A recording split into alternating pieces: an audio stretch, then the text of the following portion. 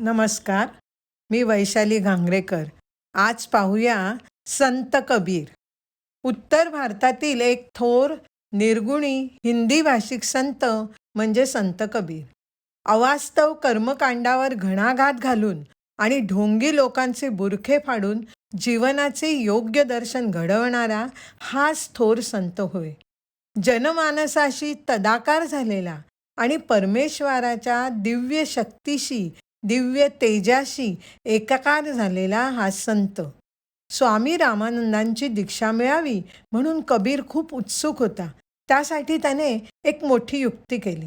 स्वामी रामानंद पहाटे गंगा स्नानासाठी जात असत.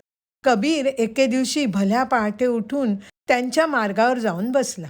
अंधारात नीट न दिसल्यामुळे स्वामीजींचा पाय त्याला लागला आणि त्यांच्या तोंडातून राम राम असे शब्द निघून गेले. त्याने तोच गुरुमंत्र मानून त्याचा स्वीकार केला आणि स्वामी रामानंद आपले गुरु आहेत असे सांगायला सुरुवात केली.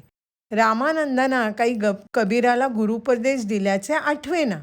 तेव्हा रामानंद कबीराला म्हणाले, मी केवळ राम राम म्हटले म्हणून का मी तुझा गुरु होतो? कबीराने त्यांना नम्रपणे विचारले, वेदशास्त्रामध्ये राम नामाहून श्रेष्ठ असा ईश्वर प्राप्तीचा काही उपाय कथन केला आहे का? ते म्हणाले, नाही. भगवंताच्या नामस्मरणाहून थोर असा दुसरा कोणताही मार्ग शास्त्रात सांगण्यात आलेला नाही. मग कबीर म्हणाला, स्वामीजी, याहून दुसरे कोणते रहस्य आहे की जे आपण शिष्याला दीक्षा देताना सांगता? रामानंद हसले. प्रसन्न होऊन त्याचा शिष्य म्हणून त्यांनी स्वीकार केला.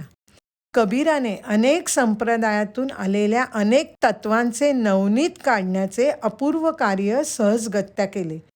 भक्तीमुळे घर बसल्या ईश्वराचा लाभ होतो असे ते नेहमी म्हणत असत. कबीर पुढे म्हणतो, राम रसायन प्रेम रस पिवत अधिक रसाल. धन्यवाद.